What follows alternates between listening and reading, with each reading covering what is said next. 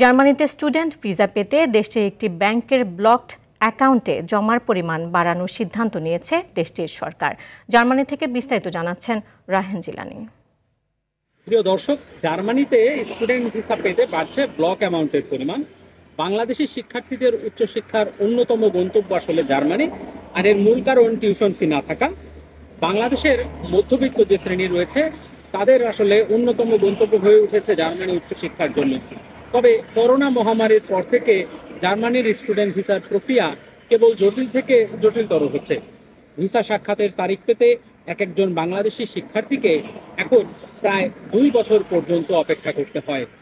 আর এর মূল কারণ রয়েছে, অনেক বেশি শিক্ষার্থী আসলে জার্মানিতে উচ্চশিক্ষার জন্য যেতে ইচ্ছুক এবং তারা আসলে জার্মান এম্বাসির যে অপেক্ষমান তালিকা সেই তালিকায় রয়েছে, আর প্রতিনিয়ত নতুন শিক্ষার্থী তালিকায় যুক্ত হচ্ছে। তবে জার্মান এম্বাসি আসলে অনেক ধীর গতিতে জার্মান ভিসার জন্য যে সাক্ষাতের সময়সূচি সেটি দিচ্ছে। আর এমনই একটি সময়ে নতুন এক ধরনের দুঃসংবাদ দিল জার্মান এম্বাসি।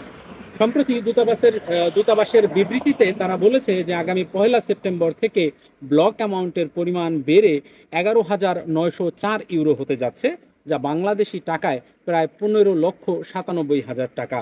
আর এর উপরে টাকার সাথে ইউরোর যে রেট সেটি আসলে প্রতিনিয়ত লাফিয়ে লাফিয়ে বাড়ছে।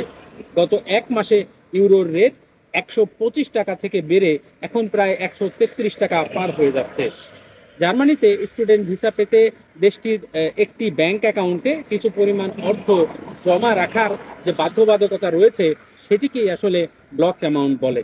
আর এই ব্লকড অ্যামাউন্টের জমার পরিমাণ বাড়ানোর সিদ্ধান্ত নিয়েছে দেশটির সরকার। জার্মানির ক্রেফেল থেকে জানাচ্ছিলাম বিস্তারিত। রায়হান জিলানী, RTV।